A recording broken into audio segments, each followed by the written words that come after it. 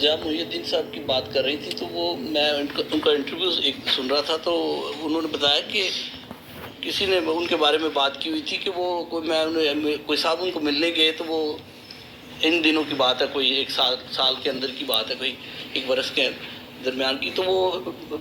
باقاعدہ رو رہے تھے. تو انہوں نے کہا کہ کیا ہوا، آپ کیوں اس طرح؟ تو انہوں نے کہا کہ اب میری یادداشت تو کمزور ہوتی چلی جا رہی ہے اور مجھے شیکسپیئر کے ڈرامے یاد تھے، پورے ڈرامے یا جتنا بھی ان کو، تو وہ کہہ رہے ہیں کہ وہ چیزیں مجھے یاد نہیں آ رہی اور میرے لیے زندگی کا سب سے بڑا نقصان جو ہے، میں ایسے سمجھتا ہوں میری زندگی کا سب سے بڑا نقصان ہے کہ مجھے وہ چیزیں بھول رہی ہیں، اور اس بات پہ وہ ازردہ تھے بہت زیادہ. جہاں تک اپنے امجد صاحب کی بات ہے، امجد صاحب کی جو پاپولرٹی ہے، لوگ عوامی سطح پر وہ اتنے مقبول تھے، جیسے پروین شاکر اپنے زمانے میں کبھی مقبول تھی، اس طرح امجد مقبول تھے. عام پبلک کو ان کی نظمیں بہت پسند آتی تھیں. لیکن مجھے ایسے کیوں لگتا ہے کہ کچھ لکھنے والے ہمارے نظم نگار یا ہمارے، ان کا ایک اسکول آف تھاٹ ہے، تو وہ ان سے اختلاف ہو سکتا ہے ان کی نظموں کے لکھنے کے پیٹرن پر کس طرح. کیونکہ ابھی پچھلے دنوں جو میں نے ان کا انٹرویو دیکھا، اس میں ان سے یہ بات کسی نے کی تو انہوں نے کہا کہ میں جو نظمیں لکھتا ہوں، ہاں وہ تھی فیض صاحب کی بیٹی سلیمہ ہاشمی ان سے انٹرویو کر رہی تھی، تو وہاں پر انہوں نے ان سے بات کی تو انہوں نے کہا کہ آپ کی نظمیں، آپ اپنی نظموں کو کس طرح دیکھتے ہیں؟ تو انہوں نے کہا کہ مجھے معلوم ہے کہ میں جب نظم کہتا ہوں تو بہت تفصیل میں چلا جاتا ہوں اور بہت وضاحت کرتا ہوں اس میں، اور میری کوشش ہوتی ہے کہ میں اس میں ابلاغ کروں. لیکن جو راولپنڈی اسلام آباد کی نظم کا ایک خاص اختصاص ہے، تھوڑا تجریدی یا تھوڑا سا بہت فنکارانہ انداز یا اس کو کمپیکٹ کرنا، وہ ان کے ہاں وہ نہیں تھا. لیکن وہ کہتے تھے کہ میں اس لیے اسے کرتا ہوں کہ میرا جو سامع ہے وہ اتنا پڑھا لکھا طبقہ نہیں ہے عام پبلک کو، تو میری کوشش ہوتی ہے چاہے میں ڈرامہ لکھوں یا میں کوئی بھی تحریر لکھ رہا ہوں تو اور کالم بھی لکھ رہا ہوں، تو وہ اتنا وضاحت اس کے اندر ہو، اتنی کلیئرٹی ہو کہ وہ عام پبلک کو بالکل وہ اپروچ کرے. تو اس طرح، لیکن اس کے باوجود جو ان کی نظموں میں رومانس ہے، جو پنچ لائن ہوتی ہے نظم کے ساتھ، اور جو مصرے کی پنچ لائن ہوتی ہے کہ وہ آپ کو پکڑ لے، وہ ان کے ہاں بہت تھی، اور ان کی نظموں میں یہ خاص بات تھی. بات ہوتی رہے گی انشاءاللہ. میں اختر عثمان سے درخواست کروں گا کہ وہ آئیں اور امجد اور ضیاء محی الدین صاحب کے حوالے سے بات کریں. آئیے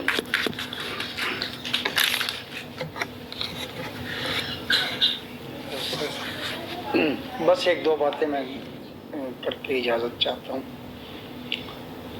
تو ظاہر ہے کہ ابھی جیسے کہا گیا کہ ایک شاکنگ نیوز کے طور پہ ان دونوں، لیکن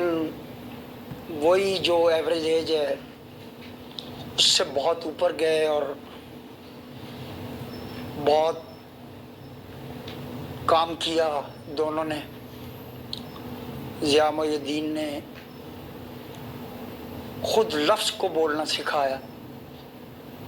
اور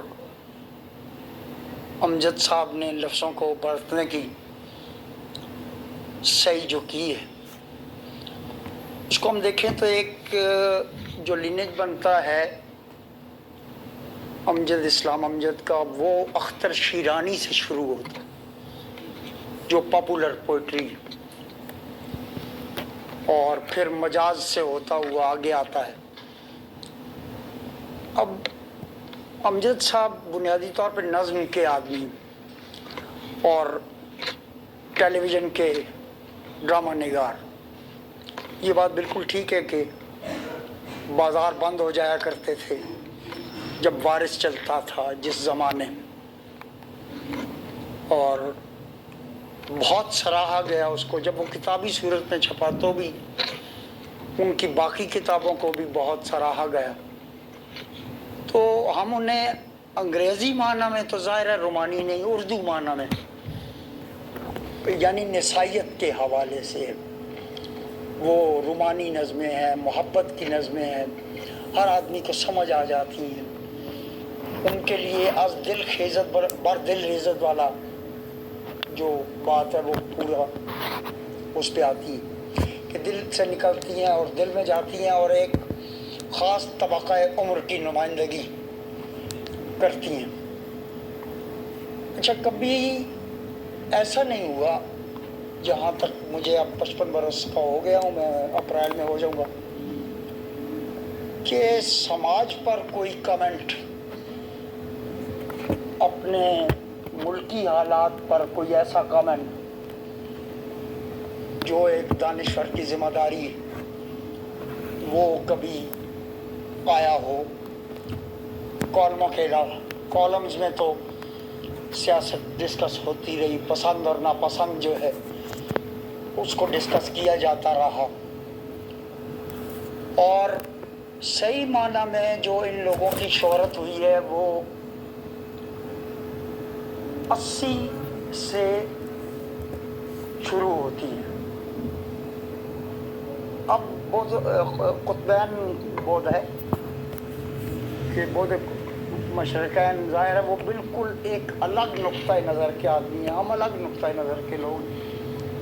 180 डिग्री का फ़र्क है। तो उस दौर में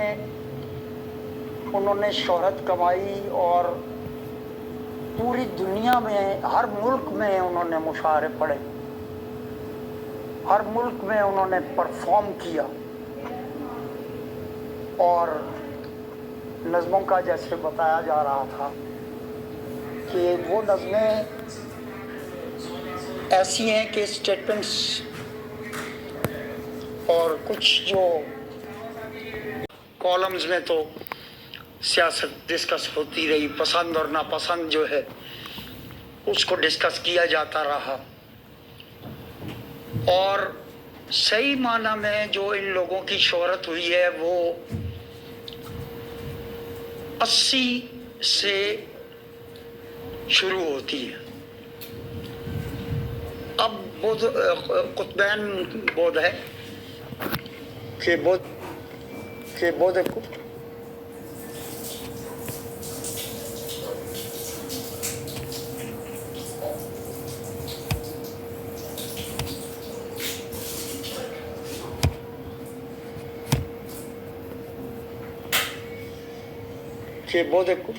मशरकैन, ज़ाहिर है वो बिल्कुल एक अलग नुक्ता नज़र के आदमी हैं, हम अलग नुक्ता नज़र के लोग,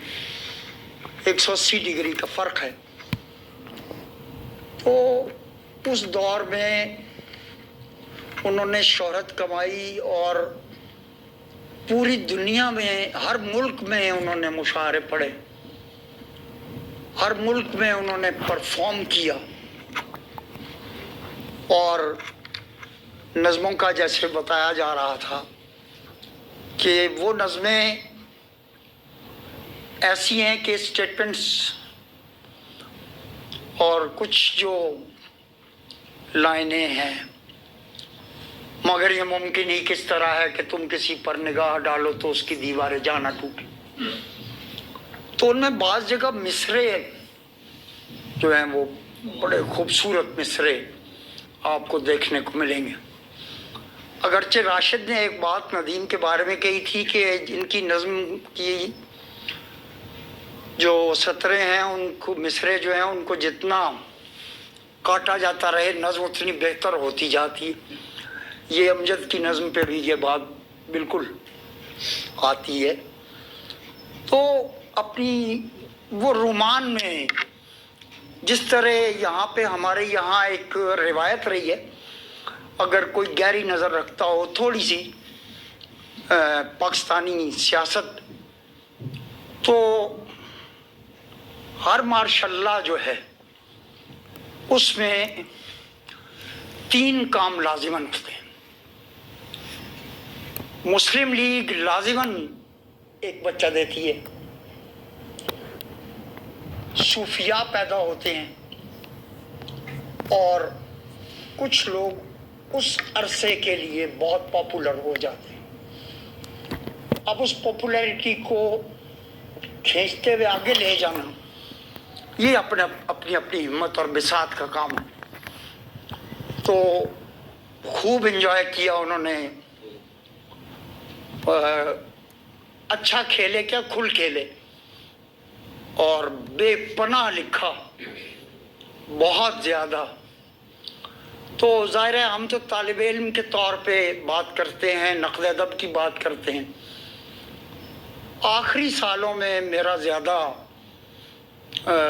کیونکہ میں نہیں 30-32 برس سے ہر ملک میں بلائے جانے کے باوجود کہیں نہیں گیا، تو اندرون ملک جتنے بھی مشاعرے ہیں ان میں ملاقاتیں امجد صاحب سے ہوئیں، تو ان کو دیکھا اور ان کے جو ادبی کام ہے اس کو، بلکہ ابھی بیدار بخت نے یا کسی نے ان کی نظموں کا کافی ایک طویل سی اینتھولوجی زخیم انگریزی میں ان کی نظموں کا ترجمہ وہ مجھے انہوں نے عطا کیا اور میں نے دیکھا وہ، تو بعض جگہ ٹرانسلیشن بہتر لگتی ہے اور نظم کہیں پیچھے رہ جاتی ہے۔ تو میں نے امجد کو بطور انسان ایک زیادہ بڑا آدمی پایا کہ سب کا خیال رکھنے والے، سب سے خوش ہونے والے اور سب کا دھیان رکھنے والے آدمی تھے۔ ضیاء صاحب کے بارے میں یہ کہ لاہور میں پرفارمنگ آرٹس جو ہے وہاں اور الحمرہ میں اور اسلام آباد میں 12-15 ملاقاتیں ہیں، اور اپنی مادہ آواز کے باوجود انہوں نے جو گرفت تھی لفظوں کی بست و در پر اور نشست و برخاست پر، وہ بہت بہت عمدہ، بہت کمال۔ درجن سے زیادہ انگریزی فلموں میں انہوں نے کام کیا، اور ای ایم فاسٹر کا جو مشہور ناول ہے پیسج ٹو انڈیا، اس میں جو ڈاکٹر عزیز کا کردار ہے وہ انہوں نے کیا، اور خوبی سے کیا، بہت خوبصورتی سے۔ بہت کم لوگوں کو معلوم ہے کہ ان کے والد شاعر بھی تھے، موسیقار بھی، تو ان سے کچھ فیض جو ہے وہ انہوں نے لیا، اور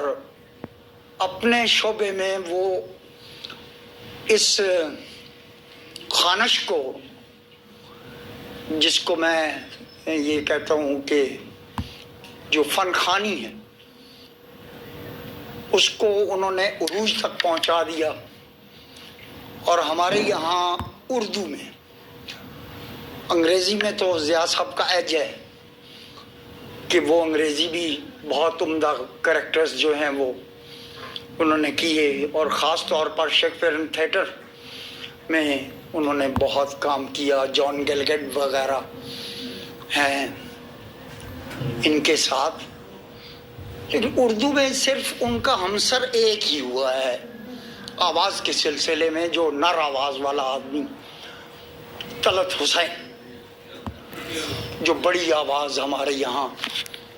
ایک ہے۔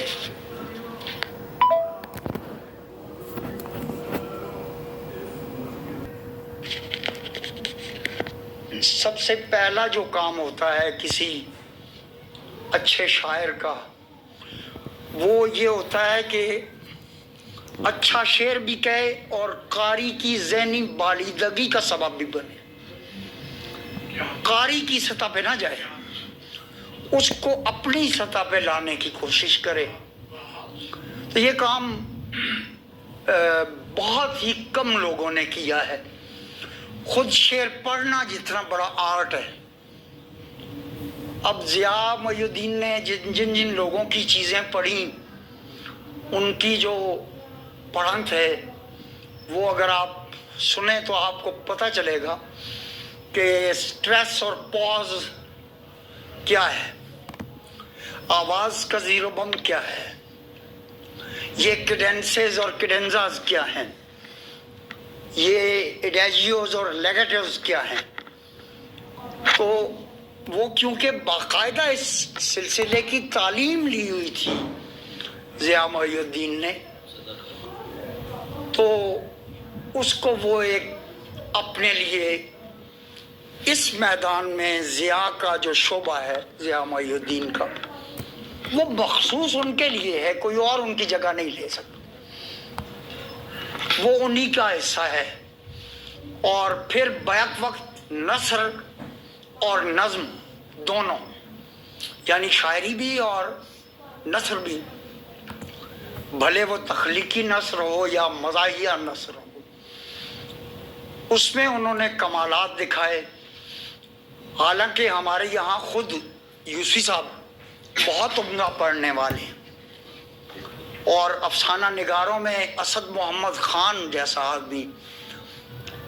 बहुत उम्दा पढ़ने वाला, लेकिन ज़िया मुहिजुद्दीन ने इन लोगों की चीज़ें, खुद बासूदे की मरियम जो है वो पढ़ा हुआ है ज़िया मुहिजुद्दीन ने असद मोहम्मद खान का, तो वो उनसे बेहतर पढ़ते थे। फैज़ की नज़में उनसे बहुत बहुत बेहतर पढ़ते थे। अच्छा, ये जो हमारे यहाँ कमर्शलिज्म पैदा हुआ, उसने बाज़ लोगों के यहाँ एक राइटर्स ब्लॉक की सूरत पैदा कर दी। राइटर्स ब्लॉक आ गया, हॉट फ्लैशेस पढ़ने लगे बाज़ राइटर्स को, और वो ये समझने लगे कि शायद हम कोई प्रेग्नेंट नस्र या सत्र लिख रहे हैं, लेकिन ऐसा हुआ नहीं। ये कोई भी मुल्क है, उसका जवाब 4 चीज़ों में रियासत का होता है। रियासत की जिम्मेदारी 4 चीज़ें: एजुकेशन, हेल्थ, एम्प्लॉयमेंट और रेजिडेंस। जब ये चीज़ें प्राइवेटाइज हो जाएं तो रियासत विदर अवे हो जाती है। जिस मुल्क में ये 4 चीज़ें प्राइवेटाइज हो जाएं,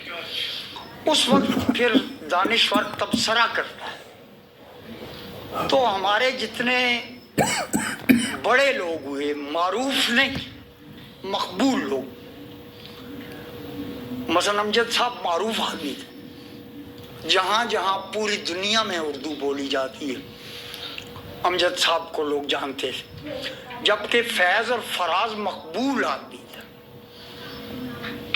वो बिल्कुल एक the other side of scene है। तो उन्होंने उस पर कमेंट नहीं किया। कहीं आपको किसी जगह अगर कोई सत्र मिल जाए उनके, ज़ाहिर गज़ल जो है वो उनका फ़न नहीं था अमजद साहब का, और नज़्म जो है वो रुमान में, निसाई रुमानियत उर्दू के माना में उन्होंने लिखी, और हर उस कान तक पहुंची वो नज़्म जो उसको सुन के उसके किसी न किसी जज्बे की अंगेख्त का बायस बनी। तो हमारी जितनी मुलाकातें रही हैं उसमें हमने ये देखा कि ये जो पॉलिटिकल वर्थ होती है, और ये जो शेर को हम एक तहजीबी जिम्मेदारी समझते हैं लिटरेचर को, वो अक्सर मारूफ शुअरा में नहीं होते, और एक जस्त भर के वो वक्त जो है वो चला जाता है, और उसके बाद ये होता है कि वही किताबें अख्तर शीरानी की जो उसकी ज़िंदगी में लड़कियां लड़के अपने तकियों के नीचे रख कर सोते थे, ढूंढने से कोई आदमी नहीं मिलता जो वो नज़में आपको रेफरेंस के तौर पे उन नज़मों के 4-5 टुकड़े याद रह जाए। तो कम से कम ये है कि अमजद इस्लाम अमजद के यहाँ बहुत कम जगहों पे सही याद रह जाने वाली सत्रें मौजूद हैं, और हम तो ये जिसने एक सत्र भी दी है और जो एक ताबिंदा निशान छोड़ गया, हम तो उसके भी ममनून हैं कि उर्दू अदब में लोग एक एक मिसरे पर जिंदा हैं। लेकिन उस वक्त से डरना चाहिए जब